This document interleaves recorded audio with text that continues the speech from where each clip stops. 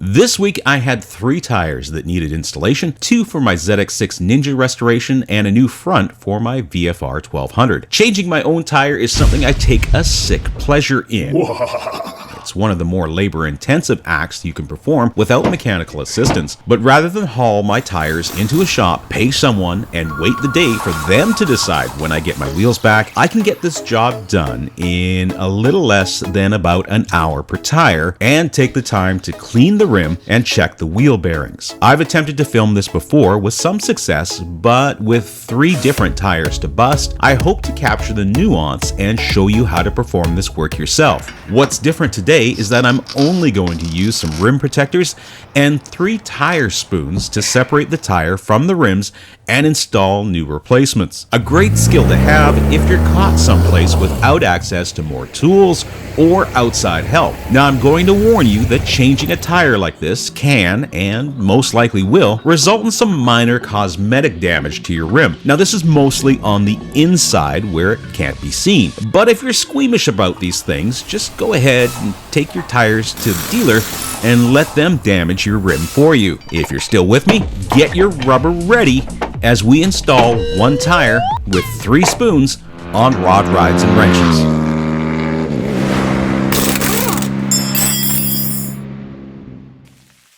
Removing and installing a tire is easier if the tire's warmed up, so make sure you've not left your bike out in the cold before you start busting. You can try this method recommended on another channel, but most likely your tire will be cold by the time you get it off the bike, and it only works for one of your 2 tires. Better just to take your tire inside and place it over a heater or put it in the hot sun to warm it up, and do the same for the new tires that you're going to install. You'll notice that I'm resting the rim on 2 2x2-inch wood blocks. This way I don't have to worry about the brake rotor hitting the floor or dirt getting into the bearings. To start, and since these tires have air in them, we're going to remove the valve core and let the air out. Removing the valve core speeds up the process, and I leave it out until we're ready to put air back in the new tire. But if your tire was already flat, you could probably leave it in place. A valve coring tool is something that everyone needs, and for years now I've just been using this old style valve cap that has a valve tool on the end. You can just use these types of valve caps on your motorcycle and you'll never be without one. Once your tire is deflated, we need to break some bead. The tire bead is this area at the edge of the rim that holds the tire in place. The opening in the tire is wider when the 2 sidewalls are pushed together. The opposite is also true, meaning that the opening in the tire gets narrower when we inflate the tire and push those sidewalls away from each other. When inflated, the sidewall sits on a lip at the edge of the rim called the bead. Breaking the bead means we move the tire sidewalls together. This can be accomplished in a variety of ways, and I've shown you some of those in an earlier video, but here today I'm just using our 3 spoons. The spoons have a dish shape to them, and this shape plays a role in getting the tire off the rim. Start by placing 2 spoons face up between the tire and the rim. Pry them to loosen up the rim, and then spray some lubricant in the bead area. Ideally, I use simple glass cleaner. This is also something I always carry with me in a small pump bottle with a clean cloth to wipe my visor when I'm riding, but today I'm just using a big bottle that I have in the shop. Glass cleaner lubricates the rubber and evaporates quickly without leaving a slippery residue.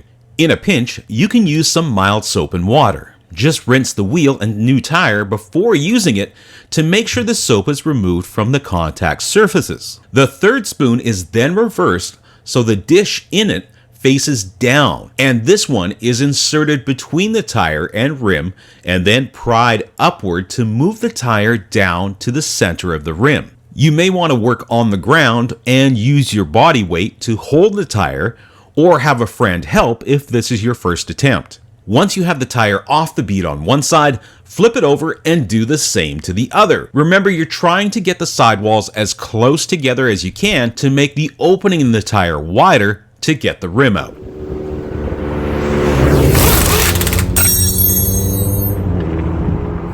Once the bead is off the rim, we can start extracting the tire. Reapply glass cleaner if needed to lubricate the rim and tire. It's advisable to use some rim protectors, and these are made of silicone plastic and can help with sliding the tire off, but most importantly, they're there to help protect the rim from the spoons. Set these rim protectors about 20 degrees away from each other on the rim. Face the dished side of the spoon outward and away from the center of the rim. Then, prying under the sidewall of the tire, pry against the rim protector, lifting the sidewall over the top of the rim. Move on to your second rim protector with your second spoon and repeat. Now, leaving that first tire spoon in place, use a third rim protector and spoon to pry the tire up further down the rim and start leapfrogging the second and third spoons until the first sidewall of the tire is free of the rim. I like to leave that very first spoon in place with pressure on it so that the tire doesn't start to reseat itself on the rim. With one side of the tire off the rim, take a minute to spray the rim and the inside of the tire with glass cleaner to help with the next step. From the middle of the rim, where your tire usually sits, insert your spoon facing down under the remaining sidewall and then over the edge of the rim and pry the tire off. Use all your spoons if needed to build up enough leverage so that your tire can then just be pulled off the rest of the way. Take the time now to clean the rim with soap and water, inspect the wheel bearings, and replace them if needed. If you're learning something or just enjoying the video, be sure to give it a thumbs up and don't be afraid to share it with your friends on your Facebook page or your forum or Reddit subgroup. If you're new here, hit that subscribe button because it's free and helps you find more useful videos for you and your bike from the channel. All this actually helps me out and I really do appreciate it, so thanks for watching. When you're ready to install the new tire, there are a couple of things we need to take note of. First, this dot, which is on one side of the tire. This dot lines up with the air valve in the rim. Why? Well, when a tire is constructed, it's checked for balance by the manufacturer. The dot represents the heaviest spot on the tire. When the rim of your motorcycle is manufactured, weight is removed from it when the hole for the valve stem is machined. By aligning the heaviest part of your tire with the lightest part of your rim, less external weight is required to balance the rim and tire. The second is the direction of the tire. Motorcycle tires only roll in one direction, so it's important to have the arrow on the side of your tire rolling in the same direction the wheel will be when it's mounted on your bike going forward down the road. Making sure the arrow is going the right way and aligning the tire valve will, 1, make balancing the tire easier, and 2, get you the maximum life and performance out of your tire. Direction confirmed and the tire valve aligned, liberally spray the rim and the side of the tire with glass cleaner. Get one side of the tire down by using your weight over the tire and then work your way around. Now, if you're lucky, the tire will just slide over the rim. If your tire is not being that easy, use your spoons to work the tire on by prying the tire over the rim. I start at the air valve in the rim and work my way around from that point, trying to keep the valve aligned with the mark on the tire. Using the spoon facing up, hook the spoon under the rim and then just press down on the tire. To get the second sidewall over the rim, do the same. Liberally apply glass cleaner, starting at the air valve to keep your alignment and then press down. Now it's probably easier to work on the ground at this point since I get my feet involved to help hold the tire and compress it. Remember at the beginning of the video, I said that the opening in the tire gets wider when the sidewalls are pushed together. And that's what we need to do here, around as much of the rim as you can. By pushing the sidewalls together, the tire is easier to mount.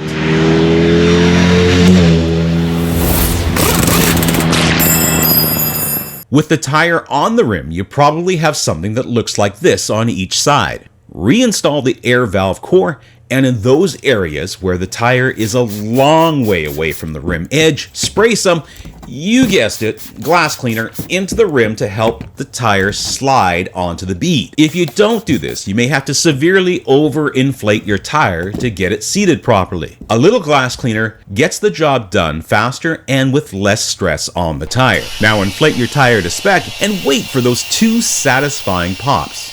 That was nice.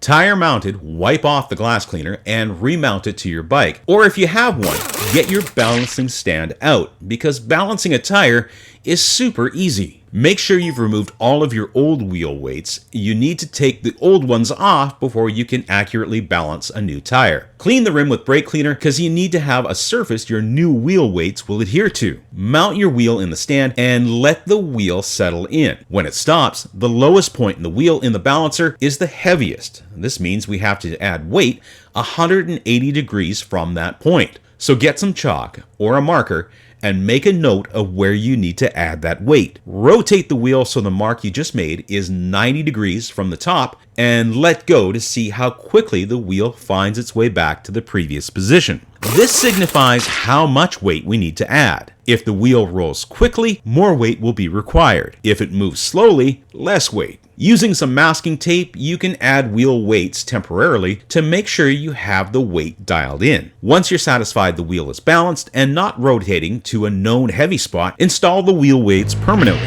Not everyone carries a wheel balancing stand with them on a road trip, but 3 wheel spoons, some glass cleaner, and a valve core tool is something you should have easy access to, especially if you're going off-highway.